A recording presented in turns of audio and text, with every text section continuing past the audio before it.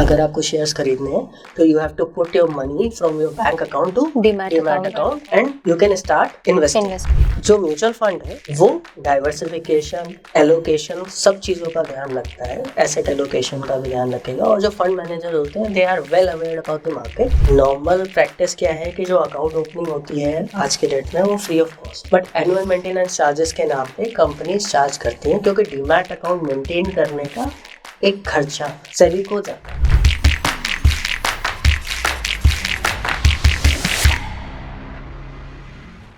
जब हम कोई भी स्पीड में काम करते हैं तो हमारा कंट्रोल इनिशियल स्टेज में खोने की संभावना रहती है, इस वजह से गाड़ी हम धीमे चलाते हैं। उसी तरीके से मेरा मानना ये है कि स्टॉक मार्केट में जब आप आए, एंटर करें, तो you should start with investing only, not with trading. Stock market is an aggregator और स्टॉक मार्केट का काम है बायर और सेलर को दोनों को मैच करना, जिससे कि ट्रांजैक्शन डन हो। सर ये तो हो गया, but what are the products, मतलब हम किस में इन्वेस्ट कर सकते हैं, हमें कैसे पता चलेगा क्या बेस्ट है इन्वेस्टमेंट के लिए? ओके, तो देखिए सबसे पहले तो जब भी कोई भी चीज़ स्टार्ट करते हैं तो हमें एक मेंटर का रिक्वायरमेंट होता है। yes, आप लोग स्टडीज भी कर रहे हैं तो आप अच्छे से जानते हैं कि टीचर का क्या इंपॉर्टेंस है आपके। yes, right.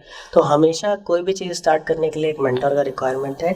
इन्वेस्टिंग या ट्रेडिंग स्टार्ट करने के लिए भी आपको मेंटर चाहिए, ठीक है। okay, तो ये ध्यान में रखना है कि किसी के गाइडलाइन के अंडर में आपको ये इन्वेस्टिंग या ट्रेडिंग स्टार्ट करनी है। पहले तो इन्वेस्टिंग की बात करते हैं क्योंकि ट्रेडिंग बात की बात है। तो इन्वेस्टमेंट्स में कुछ टूल्स हैं, हम किस किस तरीके से इन्वेस्टमेंट कर सकते हैं। पहला तरीका होता है डायरेक्ट इन्वेस्टमेंट्स। डायरेक्ट इन्वेस्टमेंट्स क्या होते हैं कि हम स्टॉक मार्केट में डायरेक्टली एंटर किए, हमने अपना डीमैट अकाउंट खोला, हमने उस पर सारी डिटेल्स फिलअप की, ठीक है, और हमारा बैंक उससे कनेक्ट हो जाता है, और जो बैंक हमने कनेक्ट किया उसी से पैसों का लेन देन हो रहा है वहाँ पे, ठीक है।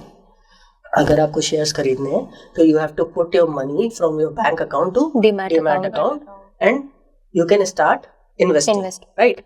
तो अभी आपको मान लीजिए रिलायंस लेना है, ठीक है, और रिलायंस आज की डेट में 3,000 रुपये का भाव चल रहा है, और आप सोचते हो कि 10 शेयर मुझे रिलायंस के लेने हैं एज योर मेंटर सेड और समथिंग एल्स, तो आपको 30,000 रुपीज करने पड़ेंगे डीमैट अकाउंट में, और वो डीमैट अकाउंट में प्लॉट करने के बाद में यू कैन बाई 2 शेयर्स, ठीक है। और जैसे ही आपने वो खरीद लिया उसमें कंफर्मेशन आ जाएगा और वो शेयर्स आपके हो गए हैं। अब you can hold it as long as you wish, right. तो एक तो ये हो गया कि डायरेक्ट इन्वेस्टमेंट। सेकेंड थिंग होता है इनडायरेक्ट इन्वेस्टमेंट। इनडायरेक्ट इन्वेस्टमेंट्स क्या होते हैं कि जो कंपनीज, कुछ ऐसी कंपनीज हैं जो कि आप इनडायरेक्टली परचेज कर सकते हो through mutual funds, through other schemes, ठीक है। स्मॉल केसेस होते हैं, म्यूचुअल फंड्स होते हैं, ठीक है। इसके अलावा और भी बहुत सारे ऑप्शंस हैं जहाँ से आप इनडायरेक्ट इन्वेस्टमेंट कर सकते हो। तो आपके दिमाग में ये क्वेश्चन आ रहा होगा इनडायरेक्ट इन्वेस्टमेंट क्या हुआ? yes, ठीक है। तो जो म्यूचुअल फंड्स इंडस्ट्री है, म्यूचुअल फंड इंडस्ट्री क्या करती है कि आपकी जैसी रिक्वायरमेंट है उसके अकॉर्डिंग एक पोर्टफोलियो बनाती है, और उसे हम लोग एक स्कीम कहते हैं, ठीक है। एक स्कीम है जिसमें कि एक पोर्टफोलियो बनेगा, उसमें 50 से 60 कंपनीज होगी, और उन कंपनीज में एक सर्टेन परसेंटेज है, उसके हिसाब से इन्वेस्टमेंट होगा। अब आप हो, मैं हूँ, और 10 लोग हैं, 100 लोग हैं, 1000 लोग हैं, उन सबका थोड़ा थोड़ा पैसा आएगा, ठीक है। They mutually agree to invest in one scheme, मतलब पूल बनाते हैं, पूल बना दिया, और पूल बनाने के बाद में उन्होंने वो पैसा प्लॉट कर दिया। अब आपने 10,000 जमा किया, आपने 20,000 किया, किसी ने 50 किया, किसी ने 1 लाख किया, किसी ने 5 लाख किया, किसी ने 10 लाख किया, उनके पास मान लो 100 करोड़ रुपए इकट्ठा हो गया। 100 करोड़ में उन्होंने जिस परसेंटेज से प्लॉटिंग करनी है, 2%, 3%, 4%, 5%, तो उस हिसाब से स्टॉक एलोकेशन करके वो पूरा 100 करोड़ प्लॉट कर दिया। आपको एक NAV दे दिया। NAV का फुल फॉर्म होता है नेट एसेट वैल्यू, ठीक है। वो जब भी कोई भी NFO म्यूचुअल फंड की स्कीम स्टार्ट होती है तो उसको 10 रुपए से स्टार्ट करते हैं, तो NAV इनिशियल फेज में 10 रुपए होगी, ठीक है। और जैसे जैसे अगर आप मिड ऑफ द स्कीम आप एंटर करना चाहते हो तो वो जो भी मार्केट में अप्स एंड डाउन चल रहे हैं उसके वजह से जो भी इसमें इफेक्ट आया है वो NAV होगी। इट कैन बी 100,000 और वट एवर, कुछ भी, right. It is totally based on fluctuations, और वो इन्वेस्टमेंट धीमे धीमे वो प्लॉट कर सकते हैं। उसका एक बेनिफिट क्या है कि आप छोटा पैसा लगा के 60-70 कंपनीज में इन्वेस्ट कर रहे हो, क्योंकि आज की डेट में अगर आप मार्केट में इन्वेस्ट कर रहे हो और एक पर्टिकुलर कंपनी में इन्वेस्ट करना है आपको, तो क्या होगा कि आपको उसके अकॉर्डिंग पैसा चाहिए। अब मान लो कि आप MRF में इन्वेस्ट करना चाहते हो, ठीक है, आज की डेट में वो 1.5 लाख रुपए का शेयर है, right, but you don't have enough money to invest in, but still you want to invest in MRF, तो you can choose a scheme जिसमें कि MRF हो, तो वहां से आपको इन्वेस्टमेंट हो जाएगा, फ्रैक्शन में वो इन्वेस्ट कर देंगे। लेकिन अगर डायरेक्टली आप जाओगे तो कम से कम एक शेयर आपको लेना पड़ेगा। अब you are plotting 30,000 in your demat account, so you can't buy share of MRF, right. जो म्यूचुअल फंड है वो डाइवर्सिफिकेशन, एलोकेशन, सब चीज़ों का ध्यान रखता है, एसेट एलोकेशन का भी ध्यान रखेगा, और जो फंड मैनेजर होते हैं they are well aware about the market, तो इसलिए अगर कम रिस्क लेना है और रिटर्न भी आपको नॉर्मल चाहिए, ज़्यादा एक्स्ट्राऑर्डिनरी रिटर्न से आप नहीं चाहते हो मार्केट में, तो आपको म्यूचुअल फंड में आप जा सकते हैं, ठीक है। तो ये इनडायरेक्ट इन्वेस्टमेंट का एक एग्जाम्पल है, ठीक है। कई इंश्योरेंस की स्कीम्स भी ऐसी होती हैं जहाँ पे यूलिप्स चलते हैं, या फिर जो मार्केट लिंक प्लान होते हैं इंश्योरेंस के, वहाँ पे भी ये इनडायरेक्ट इन्वेस्टमेंट काम करती है। लेकिन बेस्ट जो इनडायरेक्ट इन्वेस्टमेंट का एग्जाम्पल है वो म्यूचुअल फंड्स है।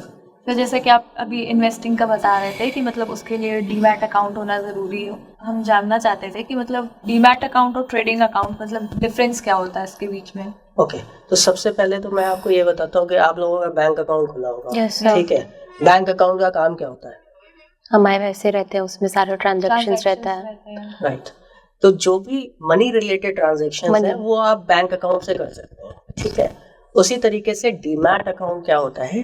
डीमैट अकाउंट जो शेयर्स रिलेटेड ट्रांजैक्शन है, स्टॉक रिलेटेड वो उसमें उसके लिए डीमैट अकाउंट है।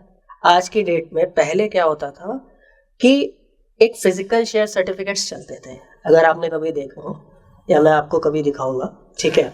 तो फिजिकल शेयर सर्टिफिकेट्स का क्या काम होता था? वो पेपर पे होते थे और उसमें मेंशन होता था, कंपनी का नाम लिखा होता था, जिसके नाम से शेयर है उसका नाम लिखा होता था, उसकी कितने शेयर्स हैं वो सब लिखा होता था, और एक फोलियो नंबर होता था, डिस्ट्रिक्टिव नंबर होता था, ठीक है।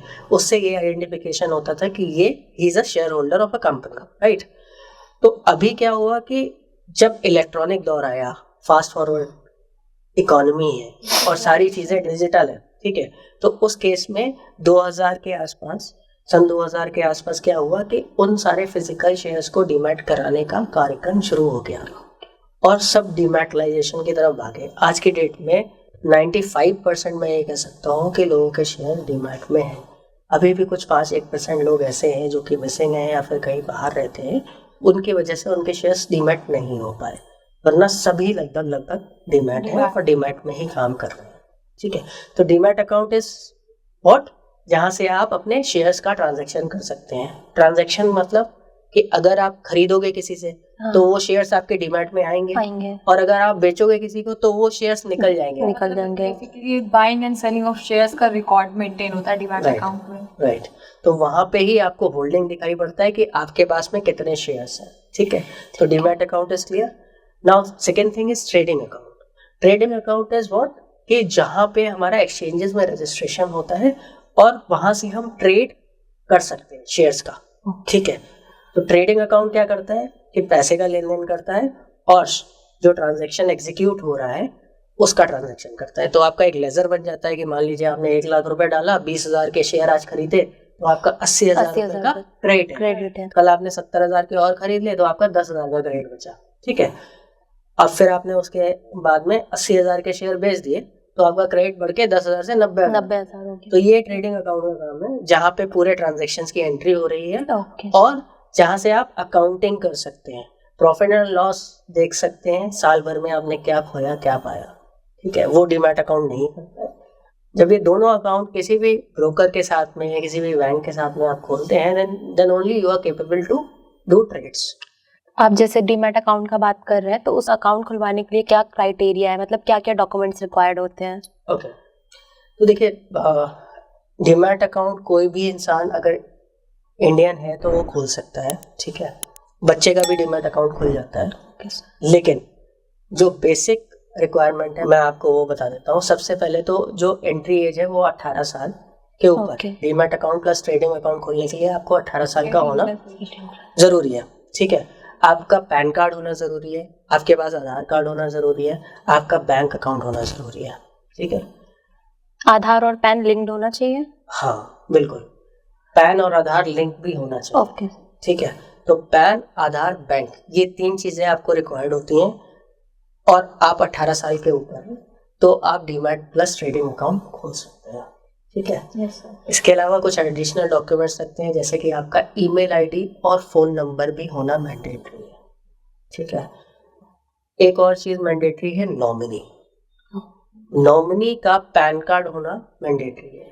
आप जैसे कि अभी आप लोगों की मैरिज नहीं हुई है ना, तो आप लोग क्या अपने फादर को या फिर आप अपनी मदर को नॉमिनी बनाते नॉमिनी हैं। बना सकते हैं।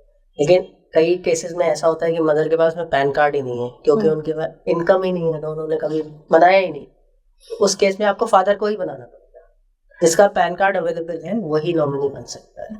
एक ऑप्ट आउट फैसिलिटी होती है उसमें, लेकिन मैं प्रेफर नहीं करूंगा, या फिर ज्यादातर लोग यही प्रेफर करते हैं कि नॉमिनी शुड बी देयर, ठीक है। तो नॉमिनी डिटेल्स मेंशन करना इट इज नेसेसरी। तो ईमेल आईडी आपका फोन सेपरेट नंबर। होना चाहिए, फोन नंबर होना चाहिए, तो फिर मोबाइल नंबर होना चाहिए, इसके अलावा नॉमिनी का डिटेल होना चाहिए। ये सारी चीजें आप इकट्ठी करेंगे तो आप अपना demat account plus trading account खोल सकते हैं। और कोई चार्जेस नहीं है। देखिए, it varies companies to company, अच्छा, ओके। ठीक है। नॉर्मल प्रैक्टिस क्या है कि जो अकाउंट ओपनिंग होती है आज के डेट में वो फ्री ऑफ कॉस्ट है, ठीक है। बट एनुअल मेंटेनेंस चार्जेस के नाम पे कंपनीज चार्ज करती हैं, क्योंकि डीमैट अकाउंट मेंटेन करने का एक खर्चा सेबी को जाता है, ठीक है। जितनी भी डिपॉजिटरीज हैं वो कुछ अमाउंट उनको पे करना पड़ता है। तो इसलिए जो इंडस्ट्री नॉर्म्स हैं, मैं एक चीज़ ये कह सकता हूँ, 300 रुपये से 800 रुपये तक कंपनी टू कंपनी वेरी करती हैं, वो अपने एनुअल मेंटेनेंस चार्जेस लेते हैं। और कुछ में लाइफ टाइम स्कीम्स भी होती है, तो वो एक साथ इकट्ठा 2-2.5 हज़ार रुपये दे दिया, उसके बाद वो लाइफ टाइम फ्री कर देता है। अच्छा, तो जैसा कि हम लोग स्टॉक मार्केट में जाएंगे तो हमने ये भी सुना है निफ्टी, जानना था कि निफ्टी क्या होता है।